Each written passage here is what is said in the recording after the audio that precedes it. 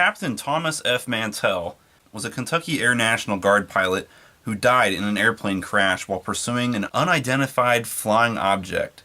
This was a very important cultural impact as it started off the UFO craze of the 1940s and 50s. The public became not only aware of UFOs, but also the idea that UFOs could be hostile. One of the movies this event inspired was the 1956 movie Rodan, directed by Ishiro Honda. And I just have to come out and say it right now, this is my favorite kaiju movie that doesn't have Godzilla in it.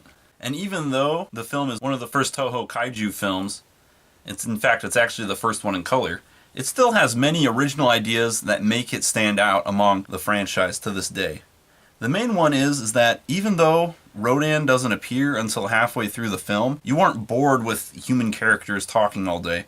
Instead, we follow a mining town where different miners keep going missing and are later found all gored up. The culprit? The Meganulon. These giant, disgusting dragonfly larvae keep wreaking havoc on the town. Whenever a Meganulon kills someone, it's done with care. You get to see how it impacts the characters and how stressful it is to have someone you know get murdered. It can even get a little disturbing at times. Yoshi was dead when they carried him from the mine, but he didn't die from drowning. He had been killed. More than killed, he had been slaughtered like an animal. Even in death, there was a look of horror on his face, as if in those last moments he had seen something dreadful and terrible beyond words. Also, I should discuss the mine.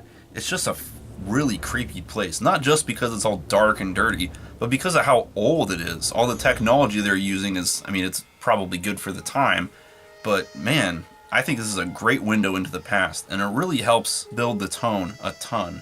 The movie follows this character, Shigeru. He plays as the narrator, and the movie starts with him trying to recover his future brother-in-law's body from one of the Meganulon. But in the process, something happens to him where he gets amnesia. While the town tries to deal with the Meganulons, mysterious UFOs keep being spotted, and many airplanes begin disappearing and crashing. I love how Rodan's introduction seems so much like a subplot. The characters in the movie and you, the viewer, don't care about the kaiju at all until later in the film.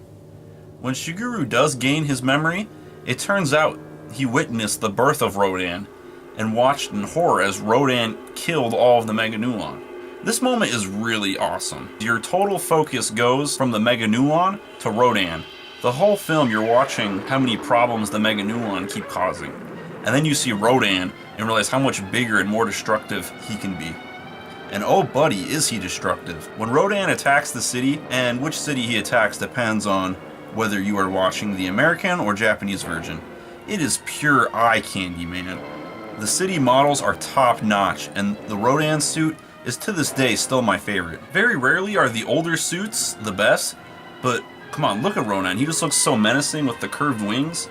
All the other suits made him look too goofy in my opinion. Another really cool twist in the movie is how a second Rodan shows up partway through the movie. You would expect the movie would be called Rodans, or Rodans? Hang on, that sounds stupid. Rodai? What's the plural form of Rodan? Another thing that's totally weird is that you never get to see two Rodans after this movie.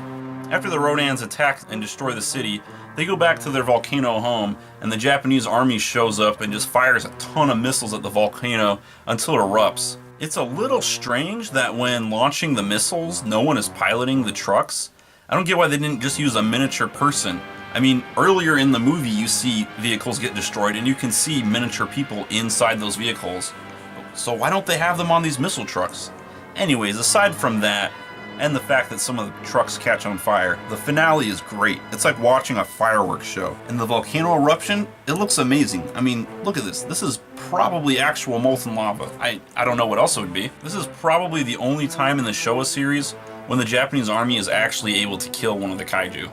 And you know what? It's actually really sad. Just like the first Godzilla movie, when Rodan dies, or both Rodans die, it's really sad because they have like a really slow, kind of painful death, you know? You look at that, the second Rodan just keeps waiting for the mom to get up, but it never happens, and then just chokes to death on the volcanic gases and falls into the lava. Again, Ishiro Honda treated this very seriously, and the movie ends with the two main characters watching just in disgust, being not satisfied with Rodan's end. It's such a tragic ending, and also really good. Also, another interesting thing is that this movie is the first one where Rodan gets identified as a straight up type of animal. You know, Godzilla is supposed to be a dinosaur, but they never really say what kind of dinosaur he's supposed to be. But Rodan, they just straight up say, yep, it's a Pteranodon. Sure. Shigeru, you say this ate the giant insects in the mine? Yes. Most sickening sight. I'll go. Back with you. If there are other eggs, they must all be destroyed. Hey, hang on, does that guy sound a little familiar? That's because he's played by George Takei, yep, the same one from Star Trek. And this is, debatably, the first role he had in a movie. There's a couple scenes I want to talk about in this movie. One of them is this scene of Rodan breathing out something.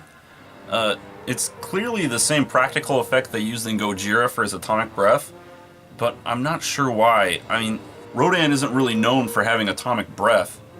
What I'm assuming is that they were originally planning on coming in here and like coloring it in to make it look more like fire, but that's the best theory I get. I don't know why he's breathing out this white smoke.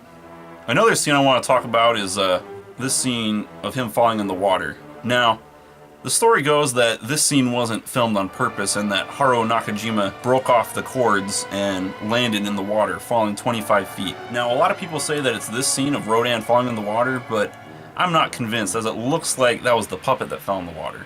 I think it's more this scene where they're dragging him out of the water. As you can see that the suit looks a lot heavier and it's full of water. So, I mean, I feel like if the cables were going to break, it would be at this scene right here.